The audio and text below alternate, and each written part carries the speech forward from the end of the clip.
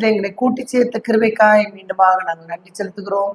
கர்த்தாவை ஸ்தோத்திரிக்கிறோம். ஆண்டவரே, இந்த வேலையிலும் கூட கர்த்தாவை நீர் பேசுங்க, நாங்கள் கேட்கிறோம். இயேசுவின் மூலம் ஜெபம் கேளும் ஜீவனுள்ள நல்ல பிதாவே, ஆமென். இயேசு கிறிஸ்துவின் நாமத்தினாலே இங்கு வந்திருக்கிறவங்க ஒவ்வொருவரையும் நான் வாழ்த்தி ஸ்தோத்திரங்களை தெரிவித்துக் கொள்கிறேன். இந்த நாளிலே உங்கள் மத்தியிலே நான் எடுத்திருக்கிற தலைப்பு 5 வல்லமையான நாமங்கள். இயேசு கிறிஸ்துவினுடைய 5 வல்லமையான நாமங்களை குறித்து நாம் சற்று நேரம் நாம் தியானிப்போம். ஏசாயா 9ஆம் அதிகாரம் 6ஆம் வசனம். ஏசாயா 9ஆம் அதிகாரம் 6ஆம் வசனம். நமக்கு ஒரு குமாரன் கொடுக்கப்பட்டார், கர்த்தத்துவம் அவர் தோளின் மேல் இருக்கும். அவர் நாமம் அதிசயமானவர், ஆலோசனை கர்த்தா, வல்லமையுள்ள தேவன், நித்திய பிதா, சமாதான பிரபு என்னப்படும். நமக்கோர் பாலகன் பிறந்தார், நமக்கோர் குமாரன் கொடுக்கப்பட்டார், கர்த்தத்துவம் அவர் தோளின் மேல் இருக்கும். அவர் நாமம் அதிசயமானவர், ஆலோசனை கர்த்தர், வல்லமையுள்ள தேவன், நித்திய பிதா, சமாதான பிரபு. இந்த வசனத்தை தியானிக்கும்படியா நான் எடுத்துறப்போ முதலாவது தேவனுடைய அதிசயமான இந்த நாமங்களை குறித்து நம்ம தியானிக்கிறதுக்கு முன்பாக இந்த நாமங்கள் எல்லாம் நம்முடைய வாழ்க்கையில எவ்வளவு அதிசயமா நிறைவேறி இருக்குது அப்படிங்கிறத சற்று நம்ம யோசிச்சு பார்க்கும்போது மிகவும் அற்புதமா இருக்கும். நான் ஃபர்ஸ்ட் இந்த வசனத்துக்கு நேரா நான் கடந்து போகும்போது முதலாவது வந்த காரியம், தம்பி சொன்னாரு சாட்சியின் நேரம்னு, இதை ஒரு சாட்சியா கூட எடுத்துக்கலாம்.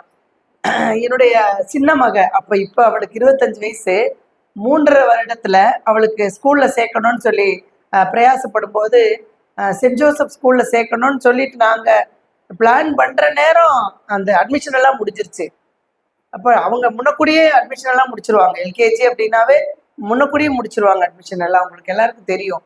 நைட்டு நேரம்லாம் உட்காந்து அந்த அப்ளிகேஷன் வாங்குறதுக்கெல்லாம் காத்திருப்பாங்களாம் அந்த ஸ்கூலுக்கு. அப்போ அட்மிஷன் முடிஞ்சிருச்சு. என்னடா இப்படி டைம் முடிஞ்சிருச்சே அப்படின்னு சொல்லி நினைக்கிற நேரம் அந்த அங்க போதகருக்கு தெரிந்த ஒருத்தவங்க ஒரு அம்மா வந்து, நான் வேணா சொல்றேன், எங்களுக்கு ஒரு சீட் இருக்கு, எங்க பாஸ்டருக்கு ஒரு சீட் இருக்குது, அதை வச்சு நான் பாப்பாவை சேர்க்கறதுக்கு முயற்சி பண்றேன் நாங்க. ஆனாலும் அவங்களுக்கு அந்த ஸ்கூலுக்குரிய ஒழுங்குகள்லாம் நிறைய இருக்கு. நம்ம லேட்டா போனோம், அட்மிஷனுக்காக மறுபடியும் போறோம். இப்போ போய் அவங்க மேடமோட டேபிளுக்கு முன்னாடி நானும் எங்க வீட்டுல அவரும் உட்காந்துட்டு சின்ன பாப்பா 3 வயசு குழந்தைய கூட்டிட்டு போயிட்டு இருக்கோம். அப்போ அவங்க பாப்பாட்ட கேள்வி கேட்குறாங்க. அவ எனக்கு தெரியாதுன்னே பதில் சொல்றா. அவங்க கேட்ட கேள்விக்கு எதுக்குமே அவ பதிலே, உன் பேர் என்னன்னு கேட்டா எனக்கு தெரியாதுங்கிறது தெளிவா சொல்ற அப்படின்னு சொல்றாங்க. அப்புறம் பழங்கள் எல்லாம் நிறைய பிளாஸ்டிக்ல ஒரு கூடையில வச்சிருந்தாங்க. இது என்ன பழம்னு கேட்டா தெரியாது. நானும் எங்க வீட்டுல அவரும் ஒருத்தருக்கு ஒருத்தர் பார்த்துட்டு, என்னப்பா இப்படி பண்றா. அதாவது ஒரு சில எங்க கவர்மெண்ட் ஸ்கூல்ல எல்லாம் எல்லாரையும் நாங்க சேர்த்துக்குவோம். எந்த இது கிடையாது. எந்த நிலைமையில இருந்தாலும் அரசு பள்ளியில சேர்த்துக்குவோம். ஆனா பிரைவேட் ஸ்கூல்ல நிறைய என்ட்ரன்ஸ் எக்ஸாம் எல்லாம் வச்சுதான் சேர்க்குறாங்க. 10 கிளாஸ்க்கு. ஃபர்ஸ்ட் ஸ்டாண்டர்டுக்கும் சில முறைமைகள் இருக்கு. நல்லா பேசுறாங்களா, அதாவது எல்கேஜிக்கு நல்லா பேசுறதுக்கு முடியுமா, இந்த ஐடென்டிஃபை பண்ற அளவுக்கு அவங்களுக்கு பிரெயின் ஓகே ஆயிடுச்சா அப்படிங்கிறதெல்லாம் டெஸ்ட் பண்ணி தான் சேர்க்குறாங்க. இந்த பழத்தை எடுத்து காட்டுறாங்க, அதையும் இப்படி பார்த்துட்டு தெரியாதுன்றாங்க. அதுக்குள்ள அவங்களுக்கு ஃபோன் வந்துருச்சு. அந்த டேபிள்ல இந்த பக்கம் உள்ள அடியில போய் அங்கிட்டு போறா, அங்கிட்டு இருந்தா அங்கிட்டு போறா, அவ வேணுமோ விளையாண்டுட்டு இருக்கா. எங்களுக்கு பயங்கர பதட்டமா இருக்கு. ஏன்னா ஒரு முக்கியமான இடத்துல வந்திருக்கிறோம். இந்த சான்ஸ் இல்லைன்னா ஸ்கூல்ல இந்த சான்ஸ் அவ இழந்துட்டான்னா உள்ள போக முடியாது. அந்த மாதிரி ஒரு சூழ்நிலை அப்படின்னு இருக்கா. அவங்க ஃபோன் பண்ணிட்டு இருக்காங்க. ஒரு முக்கியமான கால். ஃபோன் பண்ணி முடிச்ச உடனே, சொல்லுங்க, என்னங்க சொல்லுங்க, பொண்ணு பேச மாட்டேங்குதுன்றாங்க. அப்போ எனக்கு ஒரு விஷயம் ஞாபகம் வந்துச்சு. குழந்தையில இருந்தே அவளுக்கு நாங்க சாப்பாடு ஊட்டுறப்போ கொஞ்சம் கொஞ்சமா வளர்ற வயசுலயே சொல்லி கொடுத்த வசனத்துல பெரிய வசனம் இந்த வசனம் தான். 3 வயசுல முழுமையா இந்த வசனத்தை சொல்லுவா. அப்போ நான் சொல்றேன், அம்மா மேடம் இந்த வசனம் சொல்லுவா பாப்பா அப்படின்னு சொல்றேன். நீ வசனம் சொல்லுவாளா? இது எது கேட்டாலும் சொல்ல மாட்டேங்கிறா, பேர் கேட்டா சொல்ல மாட்டேங்கிறா, வசனம் சொல்லுவாளா அப்படின்றாங்க. மேடம் பாப்பா வசனம் சொல்லு அப்படின்னு சொல்லிட்டு, நமக்கோர் அப்படின்னு சொன்னோடனே பாலகன் பிறந்தார், நமக்கோர் அடுத்தடுத்து அப்படின்னா குமாரன் கொடுக்கப்பட்டார். இப்படி அந்த மழலை மொழியில அவ சொன்ன வார்த்தை, அவங்க ஏதோ இப்படி பேசிட்டு இது பண்ணிட்டு இருந்தாங்க. டக்குன்னு அவன் மேல கான்சன்ட்ரேஷன் வந்துருச்சு. அவ இப்படி பெஞ்சு கடியில போறா, இங்கிட்டு வர்றா. ஆனா அவருடைய அந்த அந்த வசனம் தெளிவா முழுமையா சொல்லப்படும். கடைசியில எனப்படும் அப்படின்னு சொன்னா பாருங்க, அப்போ நீ செலக்ட் அப்படின்னு சொல்லிட்டாங்க. இப்போ இந்த வசனத்தை நான் தியானிக்கிறப்போ கர்த்தர் இந்த வசனத்தை வச்சு என்னுடைய வாழ்க்கையில செய்த ஒரு பெரிய அற்புதம். அவளை உங்களுக்கு தெரியும், எல்லாருக்கும் பார்க் ரோட்லயும் இருக்கு, காங்கேய ரோட்லயும் இருக்கு அந்த பெரிய ஸ்கூலு, சென்ட் ஜோசப் ஸ்கூல். அதுல பாப்பாவுக்கு இடம் கிடைச்சு படிச்சான். அதாவது இந்த சாட்சியை நினைவு கூற கர்த்தர் கிருபை செய்தார், அதற்காக நான் நன்றி செலுத்துகிறேன். இந்த நாளிலே நாம் தியானிக்கிற அந்த வசனங்கள் கூட கிறிஸ்துவினுடைய நாமங்கள், வல்லமையான நாமங்களை குறித்து தான் நம்ம இந்த நாளில் தியானிக்க போறோம். கர்த்தத்துவம் அவர் தோளின் மேல் இருக்கும், அவர் நாமம் அதிசயமானவர், ஆலோசனை கர்த்தர், வல்லமையுள்ள தேவன், நித்திய பிதா, சமாதான பிரபு. ஏசாயா தீர்க்கதரிசி இயேசுவுக்கு முன்னால 900 ஆண்டுகளுக்கு முன்னால வாழ்ந்தவர். அவர் 900 ஆண்டுகளுக்கு முன்னால வாழ்ந்தாலும் இயேசுவை தன்னுடைய தீர்க்க தரிசன கண்களால அவர் பார்த்து அவருடைய நாமங்களை முன்னக்கூடியே நமக்கு ஏசாயா இதுல வேத பகுதியில நம்ம இன்னைக்கு இப்ப வாசிக்க கேட்ட பகுதியில முன்னக்கூடியே அவருடைய நாமத்தை அவர் சொல்லி இருக்கிறாரு. இப்படி 5 நாமங்களை குறித்து அவர் முன்பே நமக்கு அறிமுகம் செய்திருக்கிறாரு. கிறிஸ்துவுக்கு பல பெயர் இருக்குது, ஒவ்வொரு பெயருக்கும் வல்லமை இருக்குது. இப்ப நான் சொன்னேன் பாத்தீங்களா, அந்த வசனங்கள் ஒவ்வொரு வார்த்தைகளுக்கும், அதாவது வல்லமையுள்ள தேவன், அதிசயமானவர், ஆலோசனை கர்த்தர், இப்படி ஒவ்வொரு பேருக்கும் ஒரு வல்லமை இருக்குது. அந்த வல்லமை நம்முடைய வாழ்க்கையில வெளிப்படக்கூடியதா இருக்குது.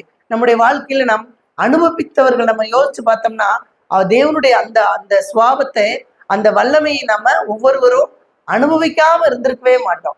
அதை நம்ம இந்த நேரத்துல நம்ம சற்று தியானிப்போம். அவருடைய பெயர்கள்ல வாக்குத்தத்தங்கள் இருக்குது, அவருடைய நாமங்கள் என்னென்ன அப்படிங்கிறத அவர் விளக்கும் போது மத்தேயு 1:21 வாசிக்கும் போது, இயேசு என்றால் தம்முடைய ஜனங்களின் பாவங்களை நீக்கி அவர்களை ரட்சிக்கிறவர், ரட்சகர். ரட்சகர் அவருடைய பேருக்கு, இயேசுங்கிற நாமத்துக்கு ரட்சகர்னு சொல்லி அர்த்தம். அப்போ மத்தேயு 1:23 வாசிக்கும் போது இம்மானுவேல் அப்படின்னு சொல்லி, அவருடைய பேரு இம்மானுவேல் என்று சொல்லி. அப்ப தேவன் இம்மானுவேல் அப்படிங்கிற வார்த்தையினுடைய அர்த்தம் என்னன்னு பாக்குறப்போ, தேவன் நம்மோடு இருக்கிறார், தேவன் நம்மோடு இருக்கிறார். அப்போ இந்த நாமத்தினுடைய அர்த்தம் நம்மோடு இருக்கிறார் அப்படின்னா நம்மை விட்டு விலகுவதே இல்லை, நம்மை கைவிடுவதே இல்லை. அவருடைய நாமத்துல ஒரு பெரிய வாக்குத்தத்தங்களும் கூட இருக்குது. அவருடைய பேருக்கு கூட நமக்கு ஒரு பெரிய ஆசீர்வாதமும் தொடர்ந்து வருதுன்னு சொல்லி பாக்குறோம். கிறிஸ்து அப்படின்னு சொன்னா அபிஷேகநாதன் சொல்லி பேரு. மேசியா அப்படின்னா வரப்போகிறவர் அல்லது எதிர்பார்க்கப்படுகிறவர் அப்படின்னு சொல்லி பேரு. இப்படியாக கர்த்தருடைய வேதத்துல 273 நாமங்கள் இருக்குதுன்னு சொல்லி நம்ம பார்க்கிறோம். ஆகார் சொல்றா, நீர் என்னை காண்கிற தேவன் அப்படின்னு சொல்லி கடவுளுக்கு பெயர் சூட்டுறா, நீர் என்னை காண்கிற தேவன் அப்படின்னு சொல்லி. அடுத்து நம்ம தாவீதை பாக்குறப்ப ஜெபத்தை கேட்கிறவரே அப்படின்னு சொல்லி சொல்றாரு. நம்ம குழந்தைங்கள எப்படி கொஞ்சுவோம், பேர் சொல்லி தங்கமே வைரமேன்னு சொல்லி எல்லாம் நிறைய பேர் வச்சு அப்படி கொஞ்சுவோம். அப்படிதான் நம்முடைய வேதாகமத்தில் உள்ள பக்தர்கள் கூட தேவனுடைய அன்பை அதிகமாய் ருசித்ததன் பலனாக அவருடைய நாமத்தை சொல்றாங்க. எப்படின்னு, அவருக்கு என்ன பேரா, ஜெபத்தை கேட்கிறவரே அப்படின்னு சொல்லி.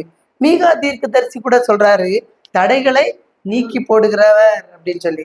தடைகளை நீக்கி போடுகிறவர் சொல்லி மீகா தீர்க்கன் கடவுளை பார்த்து சொல்றாரு. அப்ப அதே நேரத்துல கர்த்தரே தன்னை குறித்து ஒரு ஐடென்டிஃபை பண்றாரு. என்னுடைய நாமம் என்ன அப்படின்னா, நான் ஆபிரகாமின் தேவன், ஈசாக்கின் தேவன், யாக்கோபின் தேவன் சொல்லி கர்த்தர் தன்னையே ஐடென்டிஃபை பண்ணி சொல்றாரு. இப்ப எலிசா தீர்க்கதரிசி சொல்றாரு, நீ எலியாவின் தேவன் அப்படின்னு சொல்லி. அப்ப கர்த்தருடைய நாமம் மிகவும் வல்லமை உள்ளது. அவருடைய நாமம் அப்படிங்கிறப்ப பேரு, ஒவ்வொருடைய பேரு, அம்மா அப்பா உங்களுக்கு வச்ச பேருக்கு ஒரு பெரிய அர்த்தம் இருக்கும் இல்லைங்களா? அம்மா அப்பாட்ட கேட்டா தெரியும். என்னுடைய பேரை குறித்து நீங்க கேட்டீங்கன்னா கொஞ்சம் சிரிப்பா இருக்கும். 1971 பிறந்தேன். அப்ப 1971 ஜெயலலிதா அம்மா சினி ஃபீல்டுல ரொம்ப பிஸியா இருக்காங்க. அப்போ எங்க அப்பாவுக்கு அவங்க மேல ரொம்ப அந்த அந்த கலை ஆர்வம் ரொம்ப உண்டு. அப்போ எங்களுக்கு நான் பிறந்தப்ப என்ன பேர் வச்சாங்களா, ஜெயலலிதான்னு பேர் வச்சாராம். அப்போ எங்க பாட்டி ஒரு பைபிள் உமன். எப்போ சொன்னாங்களாம், எப்பா அப்ப இப்பதான் அவங்க அரசியலுக்கு வந்தாங்க. அது யாரும் நிலைக்கு அந்த மாதிரி இருக்க முடியாத அளவுக்கு அவங்களுடைய வாழ்க்கை, அவருடைய அரசியல் வாழ்க்கையெல்லாம் இருந்துட்டு போயிருச்சு. அது வேற விஷயம். ஆனா அந்ததுக்கு முன்னாடி அவங்களுடைய அந்த சினிமா வாழ்க்கையை வச்சு எனக்கு பேர் வச்சப்போ, எப்பா இருந்திருந்து சினிமாவுல இருக்கிறவங்க பேரா வைக்கணும் அப்படின்னு சொல்லிட்டு மாத்தினாராம். இப்போ என் பேர் லலிதா. ஜெயலலிதாவை விட்டுட்டு லலிதா. எங்க பெரியப்பா வச்சது தேவி, லலிதா தேவி. கடைசியில ஞானஸ்தானத்துக்கு கட்டாயப்படுத்தி ஷீலா லலிதா தேவின்னு சொல்லி வச்சாங்க. இப்ப நீங்க என்னைய கூப்பிடுறது ஷீலா ஸ்டீஃபன் ராஜ்ன்னு சொல்லி. என்ன ஷீலான்னு எனக்கு பிடிக்கும்.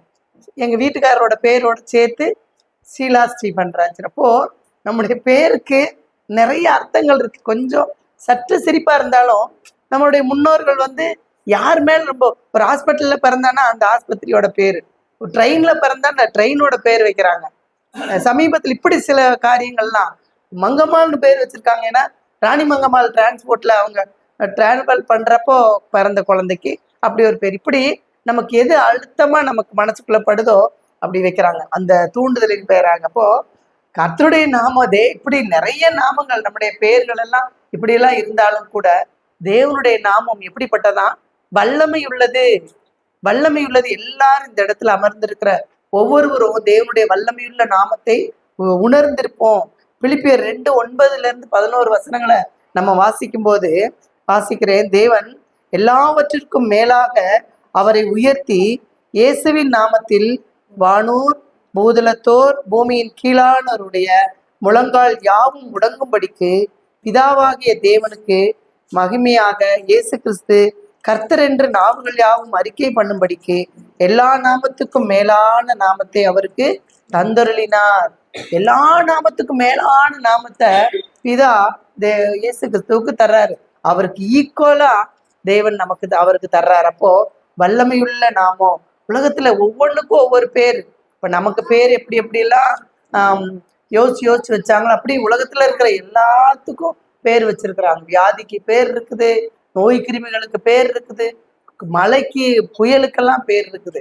இன்னும் அந்த உலகத்துல இருக்கிற இந்த தேவதைகளுக்கு கூட ஒவ்வொருத்தருக்கும் பேர் இருக்குது. அப்போ எல்லா நாமங்களுக்கும் மேலான நாமம் நம்ம வாழ்க்கையில், நம்ம உலகத்துல நமக்கு பார்க்கிற எல்லா நாமத்துக்கும் மேலான நாமம், சர்வ வல்லமையுள்ள நாமம் தான் நம்ம தேவனுடைய நாமம். கர்த்தருடைய பேரோ எல்லா நாமத்துக்கும் மேலான நாமம். வானத்திலும் பூமியிலும் சகல அதிகாரம் படைத்த நாமம். சத்ருவனுடைய வல்லமையை அழிக்கக்கூடிய நாமம். இப்படிப்பட்ட நாமம் தரிக்கப்பட்ட தேவனை தான் நாம என்ன செய்யறோம், ஆராதிக்கிறோம்.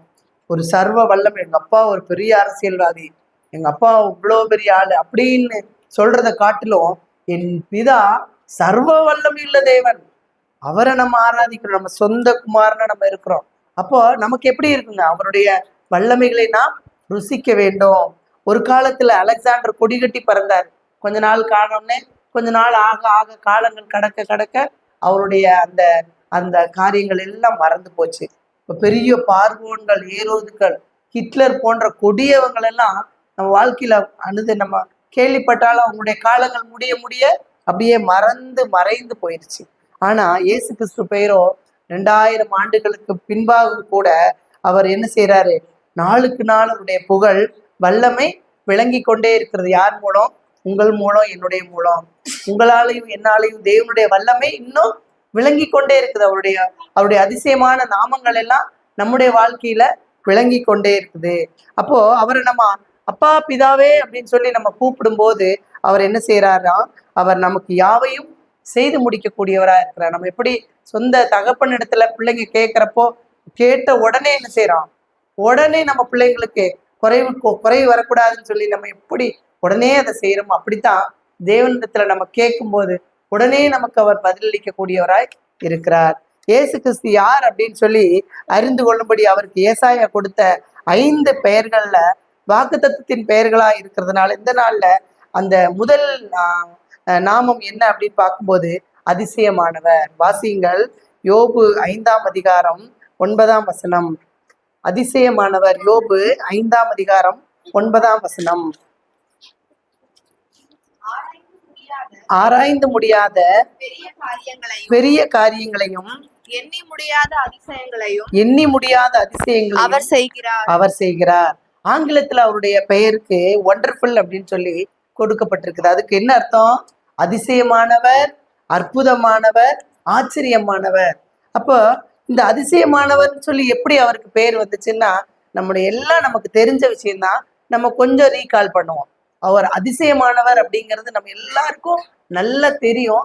இந்த நாள்ல சற்று நம்ம கொஞ்சம் பின்னாடி போய் அதை யோசிச்சு பார்ப்போம், அவ்வளவுதான். அப்ப அவர் பிறப்பதற்கு 4000 ஆண்டுகளுக்கு முன்பாகவே அவர் ஸ்திரீயின் வித்தாய் பிறப்பார், சர்ப்பத்தின் தலையை நசுக்குவார்னு சொல்லி முன்னே அறிவிக்கப்பட்டிருக்குது. இது அதிசயம் தானுங்களா? இது அதிசயம் தானே? 4000 வருஷத்துக்கு பின்னாலதான் ஏசு கிறிஸ்து பிறக்கிறாரு. ஆனா அவர் பிறப்பு இப்படிதான் இருக்குங்கிறத முன்னக்கூடியே அறிவிக்கப்பட்டிருக்குது. அப்போ 500 ஆண்டுகளுக்கு முன் மீகா தீர்க்கதரிசி மீகா 5:2 அவர் சொல்லப்பட்டிருக்குது. அவருடைய பிறப்பின் இடம், அவர் எங்க பிறப்பார் அப்படிங்கிறத கூட சொல்லப்பட்டிருக்குது. எப்ராத்தா எனப்பட்ட பெத்லேகேமில் பிறப்பார் அப்படின்னு சொல்லி பிறப்பதற்கு 500 ஆண்டுகளுக்கு முன் தீர்க்கதரிசி சொல்லப்பட்டது. பிறப்பதற்கு எத்தனையோ ஆண்டுகளுக்கு முன்பாக அறிவிக்கப்பட்ட பெயர் தான் அவருடைய நாமம், இயேசு அப்படின்னு சொல்லி.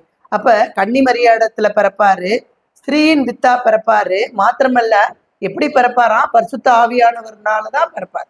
பரிசுத்த ஆவியினாலதான் அந்த அம்மா கற்பம் அடைவாங்க, பிறப்பாரு அப்படின்னு சொல்லி முன்னக்கூடியே ஏசாயா 7:14, லூக்கா 1:34 இதெல்லாம் சொல்லப்பட்டிருக்கு. இது ஒரு பெரிய அதிசயம். மாத்திரமல்ல, மத்தேயு 1ஆம் அதிகாரத்துல 42 தலைமுறைகள் கொடுக்கப்பட்டிருக்குது. அப்போ நம்மளுடைய தலைமுறைகள் எல்லாம் நம்ம யோசிச்சு பாருங்க. இப்ப நான் இருக்கேன், எங்க அம்மா இருக்காங்க, எங்க அம்மாச்சி தெரியும், முடிஞ்சா எங்க தாத்தா பேர் தெரியும். அதுக்கடுத்து யாருமே தெரியுமா நமக்கு? யோசிச்சு பார்த்தா ரொம்ப ஃபெமிலியரா இருக்கிறவங்க யாராவது இருந்தா, எங்க தாத்தா அவங்க அப்படி இருந்தாங்க, அவங்க அப்படி இருந்தாங்கன்னு வேணா நம்ம சொல்லிக்கலாம். ஆனா பாருங்க, இயேசு கிறிஸ்துனுடைய அந்த வம்சாவளியை நம்ம மத்தேயு 1ல 42 தலைமுறைகள் பெயர்கள் கொடுக்கப்பட்டிருக்குது.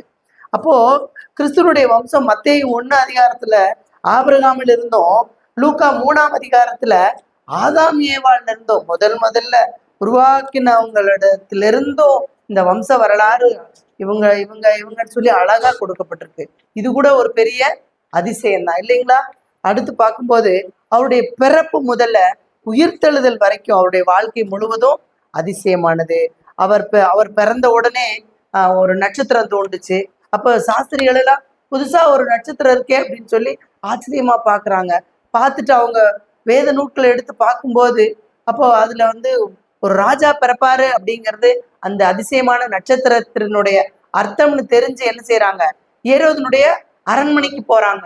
அப்போ கேட்கிறாங்க, யூதருக்கு ராஜாவாக பிறந்திருக்கிறவர் எங்கே? கிழக்கிலிருந்து அவருடைய நட்சத்திரத்தை கண்டவரை பணிந்து கொள்ள வந்தோம் அப்படின்னு சொல்லி கேட்கிறாங்க. அப்போ நட்சத்திரம் அவருடைய பிறப்பை அடையாளப்படுத்தியது. இயற்கை இல்லைங்களா? இயற்கையெல்லாம் நம்ம ஏதாவது ஒண்ணு பண்ண முடியுமா?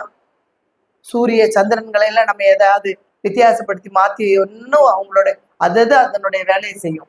இப்படி இது இருக்கும்னு வேணா சொல்ல முடியுமோ ஒழிஞ்சு எந்தையும் நம்ம மாற்ற முடியாது. அப்போ தேவனுடைய பிறப்பை அறிவிப்பதற்கு ஒரு நட்சத்திரம் தோன்றியது. இது ஒரு பெரிய அதிசயம். மாத்திரமல்ல, அது தேவன் பிறந்த இடத்து வரைக்கும் அந்த சாஸ்திரிகளை என்ன செஞ்சிருக்காங்க? வழி நடத்தி போயிருக்குது. இது ஒரு பெரிய அதிசயம். அப்போ இப்படியாக அவர் கொலை செய்யறதுக்கு வகை தேடின ஏரோதின் இடத்துல அவர் தப்பிச்சதும் ஒரு பெரிய அதிசயம் தான். அப்புறம் மாத்திரமல்ல, 12 வயசுல முதலாவது இந்த ஜெபாலயத்துக்கு போகும்போது அங்க பெரிய பெரிய வேத பண்டிகர்களோடு அவர் விவாதம் பண்றாரு. அப்போ நம்ம இந்த வேதத்தினுடைய அதிசயங்களை நம்ம இவ்வளவு வயசானாலும் நமக்கு எதுவுமே புதுசா இருக்கு. நம்ம ஒவ்வொரு நாளும் கற்றுக்கொள்ளக்கூடியவங்களா இருக்கிறோம். ஆனா அவர் அங்க உள்ள வேத பாரகரோடும் ஆசாரியரோடும் அவர் பேசினதை பாக்குறப்ப எல்லாரும் ஆச்சரியப்பட்டாங்களாம். இவ்வளவு இந்த சின்ன 12 வயசுல இருக்கிற இந்த பையனுக்கு இவ்வளவு அறிவா அப்படிங்கிற அளவுக்கு ஆச்சரியப்பட்டாங்களாம். அப்போ அது கூட ஒரு அதிசயமா தான் அவருடைய வாழ்க்கை இருந்துச்சு. அப்போ இந்த நாள்ல நம்ம யோசிக்கிறப்போ நம்முடைய வாழ்க்கையில நம்ம சற்று திரும்பி பார்க்கும்போது நம்முடைய வாழ்க்கையில நம்ம எப்படி இருந்தோம், எப்படி நம்முடைய வாழ்க்கை இருந்துச்சு, இந்த நாட்கள்ல தேவன் எவ்வளவு அழகாய் நம்மளை வழி நடத்தி வருகிறார், நம்மளை எவ்வளவு அழகா நம்மளை இவ்வளவு தடவை கர்த்தர் அதிசயமா நம்மளை வழிநடத்த வந்த விதத்தை நினைக்கும் போதே அவருடைய நாமத்தை நம்ம சொல்லாம இருக்கவே முடியாது. நம்முடைய வாழ்க்கையிலையும் அவருடைய நாமம் விளங்கி கொண்டே இருக்கிறது. அப்ப உலக அதிசயங்கள் 7ன்னு சொல்லுவாங்க. தாஜ்மஹால், சீன பெருஞ்சுவர், இப்படி 7 அதிசயங்கள் உலகத்துல இருக்கு. ஆனா அந்த அதிசயங்களை எல்லாம் உருவாக்கினவர் இந்த உலகத்திலிருந்து மறைஞ்சிட்டு போனாங்க. ஆனா நம்முடைய தேவன் அதிசயங்களை செய்கிற இயேசு கிறிஸ்து இன்னும் நம்மோடு ஜீவிக்கிறார். அல்லேலூயா, அல்லேலூயா.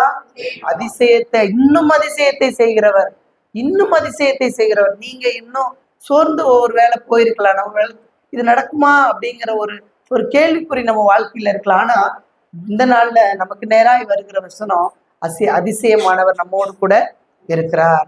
அவர் அசாத்தியத்தையும் சாத்தியமாக்குற தேவன், இதனால முடியாது அப்படிங்கிறதையும் கூட நடத்துகிற தேவன். அப்படியாக சங்கீதம் 105:2 வாசிக்கும் போது அவருடைய அதிசயங்களை தியானித்து பேசுங்கள்னு சொல்லி வாசிக்கிறோம்.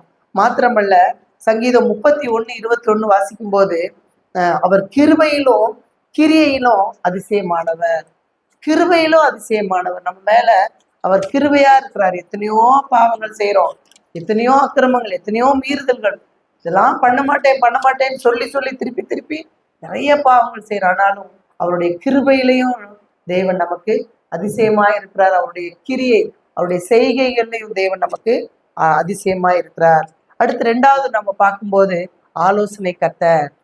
ஆலோசனை இல்லாத இடத்துல என்ன இருக்கும்பாங்க? நீதிமொழிகள் 11:14 பார்க்கும்போது, ஆலோசனை இல்லாத இடத்தில் ஜனங்கள் விழுந்து போவார்கள். ஏன் பெரியவங்கள்ட்ட நம்ம ஆலோசனை கேட்குறோம்? நம்மளை விட அவங்க வாழ்க்கையில அனுபவிச்சிருப்பாங்க. நிறைய நம்ம இந்த வயசு இந்த காரியங்கள்ல நிறைய பெரியவங்க இந்த இடத்துல இருக்கும். இப்போ நம்ம பிள்ளைங்க மேல ரொம்ப அக்கறை எடுத்து அட்வைஸ் பண்றதுக்கு காரணம் என்ன அப்படின்னா, நம்மளை போல கஷ்டப்பட்டுறக்கூடாது, இந்த மாதிரி ஒரு சூழ்நிலை அவனுக்கு வந்துடக்கூடாது அப்படிங்கிறதுக்காக என்ன செய்வோம், கொஞ்சம் அட்வைஸை கொஞ்சம் அதிகப்படுத்தி சொல்லுவோம். சில நேரம் பிள்ளைங்களுக்கு ஆலோசனையே பிடிக்கிறதே இல்லை. என்னம்மா எப்ப பார்த்தாலும் அட்வைஸ் பண்ணிக்கிட்டே இருக்கிறீங்கன்னு சொல்லுவாங்க. ஆனா நம்மளுடைய ஆதங்கம் என்ன அப்படின்னா, நான் பட்ட கஷ்டம் அவன் படக்கூடாது, நான் பட்ட தோல்வி என்னுடைய பிள்ளை படக்கூடாது அப்படிங்கிறது தான் நம்மளுடைய வாஞ்சை. நம்முடைய கர்த்தர் கூட ஆலோசனை கர்த்தரா இருக்கிறார். இவரு வள்ளுவர் சொல்லியிருக்கிறாரு, இடிப்பாறை இல்லாத ஏமாறா மன்னன் கெடுப்பார் இல்லானும் கெடும். அப்படின்னா என்ன அந்த குறளினுடைய அர்த்தம்னா, அவர் மன்னனா இருந்தாலும் கூட அவர் செய்யற தவற சுட்டி காட்டக்கூடிய ஒரு அமைச்சன் இல்லைன்னா அந்த மன்னன் கெட்டு போறதுக்கு வேற வழியே தேவையில்லையா? அப்போ பெரிய மன்னன் அவன் தான் அந்த நாட்டுக்கே, அந்த ராஜ்யத்துக்கே அவன் தான் முதன்மையானவன். அவன் சொன்ன எல்லாம் செய்யணும், அதுதான். ஆனாலும் அவனை சுட்டி காட்டுறதுக்கு, அவனுடைய தவற சுட்டி காட்டுறதுக்கு அவனை ஆலோசனை சொல்லக்கூடியத ஒரு அமைச்சன் தேவை. அப்படி இல்லைன்னா, அந்த ஆலோசனை சொல்லக்கூடிய ஆள் இல்லைன்னா அந்த அரசு கெட்டு போறதுக்கு வேற வழியே இல்லை. இப்போ பார்த்தீங்கன்னா பெரிய பெரிய அரசியல் கட்சிகளுக்கெல்லாம் பார்த்தீங்கன்னா ஒரு பெரிய ஆலோசனை குழு இருக்கும். அவங்கள்ட்ட கன்சல்ட் பண்ணாம அவங்க எதையுமே செய்ய மாட்டாங்க. பெரிய பெரிய அரசியல் தலைவர்கள் வீட்டில எல்லாம் இரவு நேரங்கள்ல திடீர்னு ஒரு பிரச்சனை அப்படின்னா, இரவு நேரங்கள்ல முக்கியமானவங்க இந்த எந்தெந்த டிபார்ட்மெண்ட்ல முக்கியமா இருக்கிறாங்களோ, ஒண்ணு அந்த இராணுவத்துறையிலையா அவங்க, இப்போ இந்த சைடு மருத்துவத்துறையா இவங்க, இப்படி அவங்களெல்லாம் வச்சு முதல்வர் வீட்டுல ஆலோசனை கூட்டம் நடக்குமா, எந்த நேரம்னு தெரியாது. அவங்களெல்லாம் வச்சு ஆலோசனை பண்ணி தான் அடுத்த நாள் நம்ம என்ன செய்யணும் அப்படிங்கிறத அவங்க வழி நடத்துவாங்களாம். அப்போ கர்த்தர் நமக்கு ஆலோசனை கொடுக்கிறவர். நமக்கு யாருங்க? கர்த்தர் நமக்கு இருக்கார். நம்ம எப்படி நம்ம பெற்றோர்கள் இப்ப நம்ம ஓரளவுக்கு பெரியவங்களாயிட்டோம். இப்ப நம்ம பெரியவங்கள்ட்ட இன்னும் நமக்கு மேல இருக்கிறவங்கள்ட்ட கேட்கிற சூழ்நிலை இருக்கா இல்லையா தெரியல. ஆனா இந்த நாள்ல நம்ம கற்றுக்கொள்ளக்கூடிய விஷயம், நம்ம ஒவ்வொருவருக்கும் ஆலோசனை அனுபவங்கள் இல்லாத நேரங்கள்ல தேவனுடைய ஆலோசனை நமக்கு தேவை. அப்போ சுய ஞானத்துல நான் போய் அவன்கிட்ட கேட்டா அவன் பெரிய ஆள் ஆயிடுவான் இல்லைங்களா? நான் அக்கா இதுக்கு என்ன செய்யறது அப்படின்னு கேட்டா, ஐயோ நமக்கு என்னமோ தெரியாத மாதிரியும் இவங்கள்ட்ட போய் கேட்குற மாதிரியும் வந்துருமே அப்படின்னு சொல்லி யாராவது நினைச்சிட்டாங்கன்னா பாருங்க, சுய ஞானம் ஆபத்தில் முடியும். மனுஷனுக்கு செம்மையாய் தோன்றுகிற வழி ஒண்ணு இருக்குது அப்படின்னா அதனுடைய வழி என்னவா?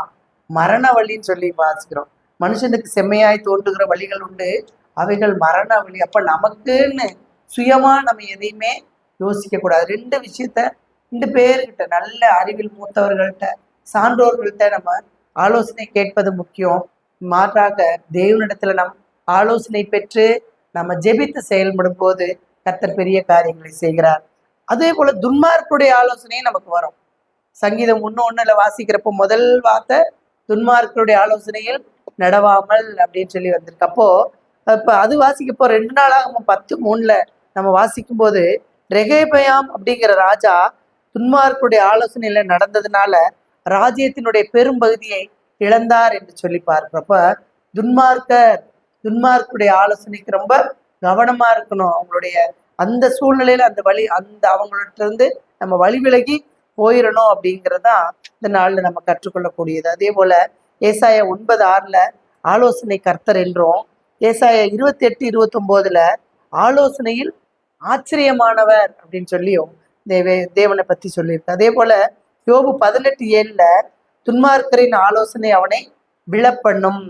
நீதிமொழிகள் 12:5 அவைகள் சூதானவைகள் அப்படின்னு. ரொம்ப ரொம்ப மோசமானவங்க, ரொம்ப நம்மளை தூக்கி வைக்கிற மாதிரி இருக்கும். ஆஹா பரவாயில்லையே, நம்மளுடைய சந்தோஷத்துல நம்மளுடைய உயர்வுல ரொம்ப அக்கறைப்படுறானேன்னு மாதிரி கூட நம்ம யோசிக்க முடியும். ஆனா நம்ம மிகுந்த ஜாக்கிரதை உள்ளவங்களா இருக்கணும். நம்ம யாரு கூட பழகுறோம், நம்ம யாருக்கிட்ட அட்வைஸ் கேட்குறோம், அவங்களோட பேக்ரவுண்ட் என்ன, அவங்க கர்த்தருக்குள்ள வழி நடத்தப்பட்டவங்களாங்கிறத நம்ம ஆராய்ந்துதான் அவங்களுடைய ஆலோசனைகளை நம்ம பெற்றுக்கொள்ள முடியாது. இல்லைன்னா நம்ம என்ன செய்வோங்க, இப்படிதான் ஆலோசனை அவங்க ஆலோசனை நம்மை விழப்பண்ணும் அப்படின்னு சொல்லி போட்டிருக்கப்போ நமக்கு ஆலோசனை தேவை என்றால் கர்த்தருடைய பாதத்துல நம்ம அமர்ந்திருந்து அவருடைய ஆலோசனைக்காக நாம காத்திருப்பது அவசியமா இருக்கிறது. சங்கீதம் 32:8 பார்க்கும்போது கர்த்தர் சொன்ன வார்த்தை நம்ம எல்லாருக்கும் தெரியும். நான் உனக்கு போதித்து நீ நடக்க வேண்டிய வழியை உனக்கு காட்டுவேன், என் கண்ணை உன்மேல் வைத்து உனக்கு ஆலோசனை சொல்லுவேன். எவ்வளவு அழகான வசனம் பாருங்க. சங்கீதம் 32:8 நான் உனக்கு போதித்து நீ நடக்க வேண்டிய வழியை உனக்கு காட்டுவேன், உன்மேல் என் கண்ணை வைத்து, உன்மேல் என் கண்ணை வச்சு உனக்கு ஆலோசனை சொல்லுவேன். நீ என்ன நடக்கிறையோ உனக்கு நான் வழியை காட்டுவேன், நான் உனக்கு ஆலோசனை சொல்லுவேன்னு சொல்லி தேவன் சொல்றார். அனுதின ஆலோசனையில 3 விதமான ஆலோசனை.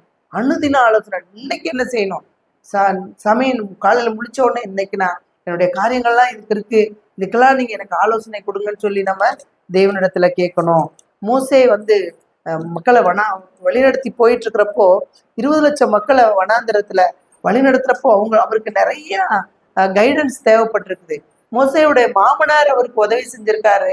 ஆனா எல்லாவற்றுக்கும் மேலாக கர்த்தருடைய ஆலோசனை தான் அவருக்கு மேன்மையாய் அவரை வழிநடத்த உதவியது என்று சொல்லி நம்ம பார்க்கிறோம். எங்கே பாலை இறங்கணும், எங்க ஆசரிப்பு கூடாரை எப்படி கட்டணும், இதெல்லாம் பார்த்தீங்கன்னா ஒவ்வொரு நேரத்திலையும் ஏற்ற வேளையில மோசேக்கு வேண்டிய நல்ல ஆலோசனைகளை கர்த்தர் கொடுத்தார். அப்போ தாவீது ராஜாவை பார்க்கும்போது கூட சங்கீதம் 73:24 வாசிங்க.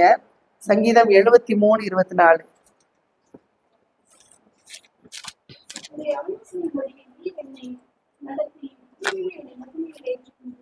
என் வலது கையை பிடித்து தாங்குகிறீர், உம்முடைய ஆலோசனையின்படி நீர் என்னை நடத்தி முடிவில் என்னை மகிமையில் ஏற்றுக்கொள்வீர்.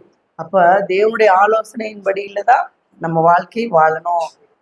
இது அனுதின ஆலோசனை, நெருக்கத்துல ஆலோசனை, சில கிரிட்டிக்கலான சிச்சுவேஷன் இருக்கும், என்ன பண்றது, எப்படி நம்ம இந்த விஷயத்த சமாளிக்க போறோம் அப்படின்னு சொல்லி அதுக்கு கூட நம்ம வாசிப்போம். ஜெப ஆலய தலைவர்களுக்கும் துறைத்தனங்களுக்கும் அதிகாரம் உள்ளவர்களுக்கு முன்பாக நம்ம கொண்டு போய் விட போகும்போது நம்ம மறு உத்தரவு என்ன சொல்ல போறோம் அப்படின்னு சொல்லி நம்ம என்ன செய்யக்கூடாது, எதை குறித்தோ கவலையே படக்கூடாது. அந்நேரத்துல நம்ம கர்த்தருக்கு பிரியமான பிள்ளைகளா இருக்கும்போது கர்த்தர் அந்த நேரத்துல ஆவியானவர் நமக்கு என்ன போதிக்கணும், என்ன பேசணும் அப்படிங்கறத நமக்கு தெளிவாய் அவர் எடுத்து கூறுவார் அப்படின்னு சொல்லி பார்க்கிறோம். ஏசாயா 11:2-3 ஆலோசனை அருளும் ஆவி என்று பரிசுத்த ஆவியானவரை குறித்து நாம் வாசிக்கிறோம். அது மாத்திரமல்ல, வருங்காலத்தை குறித்த ஆலோசனை. முதலாவது அனுதின ஆலோசனை, நெருக்கத்துல ஆலோசனை, வருங்காலத்தை குறித்து என்ன நடக்கும் நம்முடைய வாழ்க்கையில, இன்னும் நம்ம எதிர்காலத்துல நம்ம என்னத்தை நம்ம ஃபேஸ் பண்ண போறோம், நமக்கு எதிராக இருக்கிற என்ன பிரச்சனைங்கிறத கூட நமக்கு கடவுள் என்ன செய்வாராம், ஆலோசனை கொடுக்கக்கூடியவரா இருக்கிறார். அந்த ஆலோசனையை நம்ம பெற்றுக்கொள்ளணும். அந்த ஆலோசனையின்படி முன்பே நமக்கு அவர் சொல்லி கொடுக்கறதுனால நம்ம அதன்படி வாழ்க்கை நடத்தணும். சத்திய ஆவியாகி அவர் வரும்போது சகல சத்தியத்திற்குள் நம்மை நடத்துவார். அவர் தம்முடைய சுயமாய் பேசாமல் தாம் கேள்விப்பட்டவைகள் யாவும் சொல்லி வரப்போகிற காரியங்களை குறித்து நமக்கு அறிவிப்பார் என்று சொல்லி பார்க்கிறோம். இந்த தேவன் என்றென்றைக்கும் உள்ள தேவன், சதா காலமும் நம்மை நடத்துவார். அப்போ வல்லமையுள்ளது. அடுத்து பார்க்கிறப்போ இப்போ இந்த நாள் ஆலோசனை அப்படிங்கிறப்போ அனுதின ஆலோசனை, நெருக்கத்தின் போது ஆலோசனை, எதிர்காலத்தை குறித்த ஆலோசனை. அடுத்து மூன்றாவது அவருடைய நாமத்தை பார்க்கும்போது வல்லமையுள்ள தேவன். வல்லமையுள்ள தேவன், வல்லமை அப்படிங்கிறப்போ அதுக்கு மேல வேற எதுவுமே இல்லை அப்படிங்கிறது தான் அர்த்தம் இல்லைங்களா?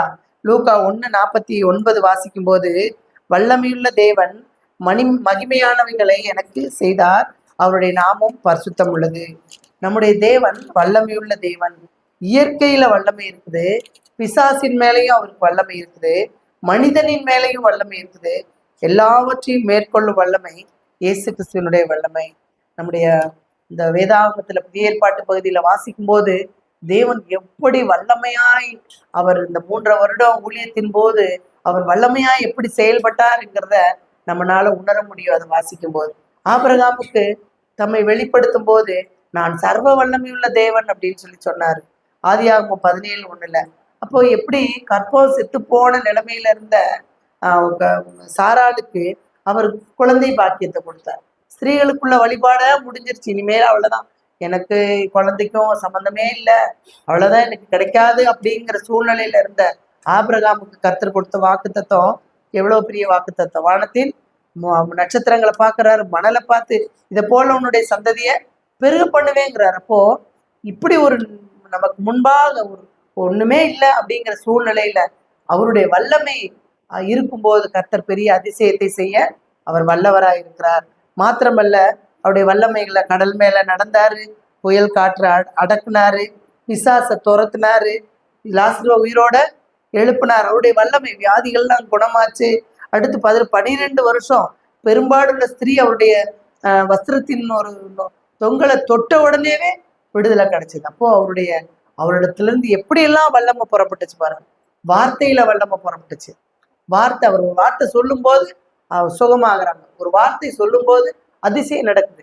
அவருடைய வஸ்திரத்துல கூட ஒரு பெரிய வல்லமை, அவர் பெரிய விடுதலைய கிடைச்சது. அப்போ வல்லமையுள்ள தேவன் கர்த்தர் அந்த வல்லமையுள்ள காரியத்தை இன்னைக்கு அவருடைய சீசர்களாகிய நம்ம ஒவ்வொருவருக்கும் அவர் தருவதற்கு ஆயத்தமா இருக்கிறார். அப்படித்தான் சுகமளிக்கும் வல்லமை பெரிய பெரிய ஊழியக்காரங்களுக்கெல்லாம் தேவன் அப்படிப்பட்ட வல்லமையை கொடுக்குறாரு, அப்படிப்பட்ட ஒரு ஆசீர்வாதத்தை கொடுக்குறாரு. அவங்க தொடுறப்போ வியாதி சுகமாகுது, அவங்க ஜெபிக்கிறப்போ ஒரு பெரிய விடுதலை கிடைக்குது. அவருக்கு மாத்திரம் இந்த வல்லமை இல்லை, தேவன் அவருக்கு கிடைச்ச அந்த வல்லமைய நம்ம ஒவ்வொருவருக்கும் பகிர்ந்தளிக்கிறவராய் இருக்கிறார். இப்போ பார்க்கும்போது யோவான் 14:12 என்னை விசுவாசிக்கிறவன் நான் செய்கிற கிரியைகளை தானும் செய்வான், இவைகளை பார்க்கிலும் பெரிய கிரியைகளை செய்வான். அப்ப தேவனை நம்ம விசுவாசிச்சோம்னா தேவனுடைய நாமமாகிய வல்லமையுள்ள தேவன் அப்படிங்கிற நாமும் தேவன் செய்த அந்த வல்லமையான காரியங்களை நாமும் செய்வதற்கு தேவன் நமக்கு உதவி செய்வார். மார்க்கு 16:18 வியாதியஸ்தர்கள் மேல் கைகளை வைப்பார்கள், அப்பொழுது அவர்கள் சொஸ்தமாவார்கள். விசுவாசத்தோடு நம்ம என்ன செய்யணும்? வைக்கணும், விசுவாசத்தோடு வைக்கணும். தேவனுடைய வல்லமைய நம்ம தேவனுடைய நாமத்தை சொல்லி, இயேசு கிறிஸ்துவின் நாமத்தினால சொல்லி நம்ம ஜெபிக்கும் போது கர்த்தர் ஒரு பெரிய விடுதலையை தருவார். வல்லமையுள்ள தேவனுடைய நாமம். அடுத்து பார்க்குறப்போ நித்திய பிதா. பிதானா அப்பா இல்லைங்களா? நமக்கு நித்தியமான அப்பா, உலக பிரகாரமான அப்பாலாம் கொஞ்ச நாள் நம்மளோட இருப்பாங்க. ஒரு சிலருக்கு பெரிய பாக்கியம் இருக்கும், இன்னும் வயது சென்றவங்க கூட நம்ம கூட இருப்பாங்க. இப்போ எங்க அம்மா என் கூட இருக்காங்க, அவங்களுக்கு 85 வயசு. அப்போ இப்படி எங்க பாட்டி 90 வயசு வரைக்கும் இருந்தாங்க. அப்போ ஒரு சிலர் நம்ம கூட இருப்பாங்க. ஆனா ஒரு சில காலங்கள், ஒரு சில வருஷங்கள் தான். ஆனா எனக்கு 42 வயசுல எங்க அப்பா இருந்தாரு. ஆனா என் பொண்ணு பாத்தீங்கன்னா, என்னோட சின்ன மகள் 10 வயசுல அவங்க அப்பா இறந்துட்டாங்க. அப்போ பிதா, இந்த உலகத்துக்குரிய பிதா தகப்பனெல்லாம் காலத்திலேயே நம்மள கடைசி வரைக்கும் நம்ம கூட இருப்பாங்க. அப்பா எல்லாம் நம்ம கூட இருந்து எப்படிலாம் அப்பா இருந்து செய்ய வேண்டிய காரியங்கள் எல்லாம் எவ்வளவு இருக்குது இல்லைங்களா? ஆனா பாருங்க, நித்திய பிதா நமக்கு இந்த உலக பிரகாரமான தகப்பனார் நம்மை விட்டு போனாலும் நித்தியமாய் பிதா. ரோமர் 8:15 பார்க்கும்போது அப்பா பிதாவே என்று கூப்பிடக்கூடிய ஆவியை நம்ம பெற்றிருக்கிறோம். அப்பா பிதாவே என்று அழைக்கிற பிள்ளைகள் அப்படிங்கிற உரிமை நமக்கு கிடைச்சிருக்குது. அவருடைய கிருபாசன தண்டையில போய் நம்ம எப்படி கூப்பிடுறோங்க? அப்பா, பிதாவே அப்படின்னு சொல்லி நம்ம உரிமையோடு கூப்பிடுறோம். யார? நம்ம இயேசு கிறிஸ்துவ. அப்ப நம்முடைய தகப்பன் யாரு?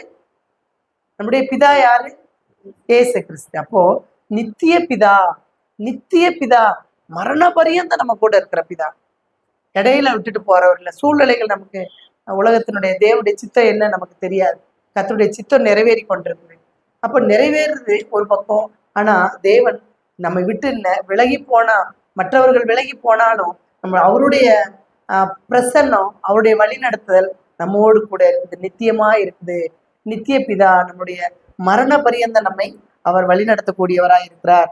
யோவான் 1:12 வாசிக்கும் போது, அவருடைய நாமத்தின் மேல் விசுவாசம் உள்ளவர்களாய் அவரை ஏற்றுக்கொண்டவர்கள் எத்தனை பேர்களோ அத்தனை பேர்களுக்கும் தேவனுடைய பிள்ளைகளாகும்படி அவருடைய நாமத்தை, இப்ப நம்மளுடைய நாமத்தை தான் பத்தி நம்ம தியானித்து கொண்டிருக்கிறோம். அவருடைய நாமத்தை ஏற்றுக்கொண்டவர்கள் எத்தனை பேர்களோ அத்தனை பேர்களும் அவருடைய பிள்ளைகளாகும்படி தேவன் நமக்கு அதிகாரம் கொடுக்கிறார். அதிகாரம் கொடுக்கிறார். வேற பெரிய ப்ராசஸே இல்லை. அவரை ஏற்றுக்கொள்ளணும். அவருடைய நாமத்தை நம்ம நம்பி விசுவாசிக்கும் போது நாம் அவருடைய பிள்ளைகளா இருக்கிறோம். உலகத்தின் முடிவு வந்திய பரியந்தம் சகல நாட்களில் நாம் உம்மோடு கூட இருக்கிறேன் என்று சொல்லி தேவன் வாக்கு பண்ணியிருக்கிறார். கடைசியாக நாம் தியானிக்க இருக்கிற வசனம் சமாதான பிரபு. சமாதான பிரபு. உலகத்துல சமாதானம் இல்லாம தான் நிறைய பேர் கஷ்டப்பட்டுட்டு இருக்கோம். பெரிய பெரிய செல்வந்தர்களா இருக்கலாம், ஒரு வேலை வசதி படைத்தவங்க பாக்குறப்போ நம்ம அவங்களுக்கு என்ன கவலை அப்படின்னு வேணா நினைக்கலாம். ஆனா அவங்க கிட்ட போறப்பதான், அவங்கள்ட்ட சற்று பழகி பாக்குறப்பதான் அவங்க எவ்வளவு வேதனை, அவங்களுக்குள்ள என்ன பிரச்சனை, எத்தனை இருந்தும் அவங்க எவ்வளவு சமாதானம் இல்லாம கஷ்டப்படுறாங்க அப்படிங்கறது நம்மளால புரிந்து கொள்ள முடியும். இப்போ தேவன் சொல்றாரு, என்னுடைய சமாதானத்தை உங்களுக்கு கொடுக்கிறேன், உலகம் கொடுக்கிறவரமா இல்ல, உங்களுடைய இருதயம் கலங்காமலும் பயப்படாமலும் இருப்பதாக. எவ்வளவு ஒரு அன்பான தேவன் பாருங்க. நம்மளை சந்தோஷமா இருக்கணும்னு தான் அவர் நினைக்கிறாரு. நம்மளாதான் தேடி தேடி போய் பிரச்சனையை இழுத்துட்டு வந்து நிக்கிறோம். தேடி தேடி போய் பிரச்சனையை கூட்டிட்டு வந்து பக்கத்துல வச்சுட்டு, ஐயோ இது இப்படி இருக்கு, இது இப்படி இருக்குன்னு சொல்லி நம்ம வாழ்க்கையில நம்ம பிரச்சனையை பத்தி யோசிச்சு கலங்கிக்கிட்டே இருக்கும். சமாதானம் இல்லாம போயிடும். ஒவ்வொரு நாளும் நம்முடைய வாழ்க்கை, நம்முடைய வாழ்நாள்ல ஒவ்வொரு நாளையும் நம்ம மிஸ் பண்ணிக்கிட்டே இருக்கோம், கடந்து போயிட்டே இருக்கோம். உலக பிரகாரமா மற்ற அந்நிய புறமதஸ்தர்கள் மரணத்தை நோக்கி நான் இந்த நாட்களை கடந்துட்டு போனாலும் நாம் எப்படி எதை நோக்கி போறோங்க? நம்முடைய வாழ்க்கை பரலோகத்தை நோக்கி நம்முடைய பயணம் போயிட்டு இருக்குது. அப்போ தேவன் சொல்ற வார்த்தை, சமாதானத்தை உங்களுக்கு கொடுக்கிறேன். உலகம் கொடுக்கிற விதமா இல்லை, உலகம் கொடுக்குற மாதிரி இல்லை. கொஞ்ச நேரம் சந்தோஷம், கொஞ்ச நேரம் சமாதானம், கொஞ்ச நேரம் செல்லுல இதை பார்த்தா ஒரு ஹாப்பியா இருக்கு, அடுத்த நிமிஷம் மறுபடியும் அதே பிரச்சனை தான். இப்படி ஒவ்வொரு நேரம் ஒவ்வொரு பிரச்சனைகள் நம்மளை தொடர்ந்து சமாதானத்துக்குள்ள வழி நடத்துறதுக்கு தேவன் மாத்திரம்தான் நமக்கு போதுமானவராய் இருக்கிறார். அப்ப பிதாவுக்கு நமக்கு இடையில இருக்கிற அந்த ஒரு பெரிய பாவத்தை இயேசு கிறிஸ்து அகற்றினதுனாலதான் சமாதானம் நமக்கு நிலையா கிடைச்சது. பாவம் அப்படிங்கிற ஒரு காரியம் நமக்கு பிதாவுக்கு இடையில வந்தது. தேவன் தன்னுடைய பரிசுத்த ரத்தத்தை சிந்தி அதுக்குரிய பிராயச்சித்தமா அவருடைய ஜீவனை கொடுத்தது நிமித்தமாகத்தான் சமாதானம் உண்டு பண்ணும் ஆக்கினையை அவர் ஏற்றுக்கொண்டது நிமித்தமாக நாம் இந்த நாளிலே சமாதானத்தோடு வாழ்கிறோம்.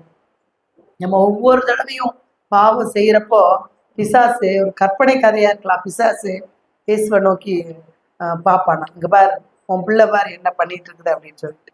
அப்போ அவர் என்ன செய்வாரா? காயத்தை காட்டுவாராம். இந்த பாரு அவளுக்காக நானே இது பண்ணியிருக்கேன், இந்த பாரு நீ எவ்வளவு நம்புற பாரு, பெரிய ஊழியக்காரன்னு சொன்ன, இன்னும் இவ எப்படி இருப்பான்னு நீ சொல்ல, நீ நினைச்சிட்டு இருந்த, இங்க பாரு அப்படின்னு சொல்லி காட்டுறப்போ தேவன் அவருடைய காயத்தை காட்டுவாராம். நமக்காக, நம்மை மீட்கும் பொருளாக அவர் பட்ட காயத்தை காட்டி நம்மை அவருடைய சொந்த பிள்ளை மறுபடியும் மறுபடியும் அந்த ரட்சிப்புக்குள்ளாக அவர் வழி நடத்துறார். பெரிய பாவத்திலிருந்தும் பெரிய மரணத்திலிருந்தும் நம்மை, மரணம்னா அந்த இறந்து போறதுதான் மரணம் இல்லை, பாவத்துல விழுந்து போறதும் ஒரு மரணம் தான். அப்படிப்பட்ட பெரிய பாவத்திலிருந்து நம்ம விழாதபடி நம்மை தப்பு வைப்பதற்கு தேவன் தன்னுடைய சொந்த ரத்தத்தை மீட்டு நம்மளை ரட்சித்திருக்கிறார். அந்த பாவத்தினுடைய அந்த பழைய ஏற்பாட்டின் காலத்துல பலியிடுவது நிமித்தமாக பாவம் மூடதான் பட்டுச்சு. ஆனா புதிய ஏற்பாட்டின் காலத்துல பாவம் கழுவப்பட்டது, தேவனுடைய பரிசுத்த ரத்தத்தினால கழுவப்பட்டது. அந்த தடயமே இல்லாதபடி தேவன் கழுவி இருந்தார். அப்போ இதன் மூலம் தான் நமக்கு என்ன செய்யுதுங்க?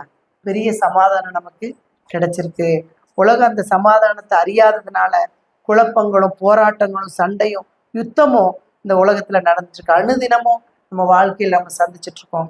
தனி மனிதனுடைய உள்ளத்துல சமாதானம் இல்லை, வீடுகள்ல சமாதானம் இல்லை, தேசத்துல சமாதானம் இல்லை. அப்போ சமாதான பிரபுவை நாம் அழைக்கும் போது என்ன செய்வாரு? யாரும் கொடுக்க முடியாத, யாரும் எடுக்க முடியாத ஒரு பெரிய சமாதானத்தை தேவன் நமக்கு தருவார். பிலிப்பியர் 4:7 எல்லா புத்திக்கும் மேலான தேவ சமாதானமும் உங்கள் இருதயங்களையும் உங்கள் சிந்தைகளையும் கிறிஸ்து இயேசுவுக்குள் காத்து கொள்ளும். சமாதானம் ரொம்ப ரொம்ப முக்கியம். இந்த மனநோய் அப்படிங்கிறாங்க. அந்த மனநோய்க்கு நமக்குள்ள எல்லா நோய்க்கும் ஒரு ஆணிவேர் என்னன்னா மனநோய் தான். நமக்கு என்னென்ன பிரச்சனை வருதோ காரணம் நம்ம சமாதானமின்மையினால வர்ற அந்த மனநோய் தான் காரணங்கிறாங்க. அப்ப அதுக்கு பெரிய சொல்யூஷன் யாருங்க? நம்முடைய சமாதான பிரபு. தேவனிடத்துல நம்ம போகும்போது நமக்கு நித்திய சமாதானம் நமக்கு கிடைக்குது. மரண பரியந்த நம்மளை நித்தியமா மரண பரியந்த நம்மை சமாதானத்தோடு நடத்துவதற்கு தேவன் வல்லமையுள்ளவராக இருக்கிறார். மீண்டும் நம்ம வாசிப்போம். எல்லா புத்திக்கும் மேலான தேவ சமாதானம் நம் இருதயங்களையும் நம் சிந்தைகளையும் கிறிஸ்து இயேசுவுக்குள் காத்து கொள்ளும். இந்த சமாதான வாழ்க்கைக்குள்ளாக நாம் கடந்து போக தேவன் தாமே நம் ஒவ்வொருவருக்கும் கிருபை செய்வாராக. நாம் ஜெபிப்போம்.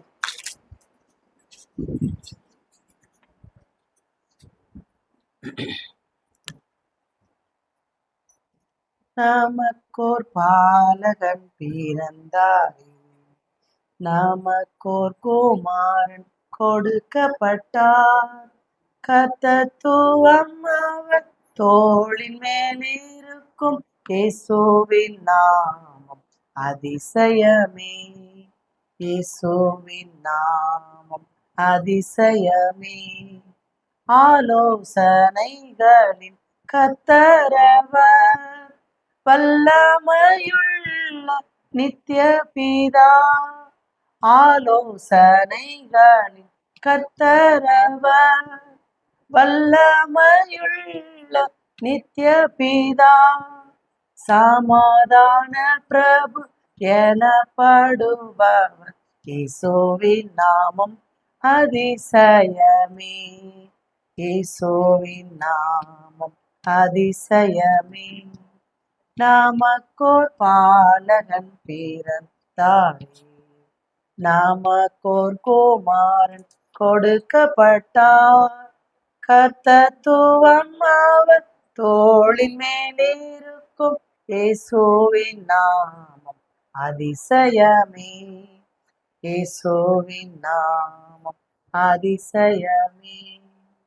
ஸ்தோத்திரிக்கிறோம் ஆண்டவரே. நன்றி நன்றி நன்றி சப்பா.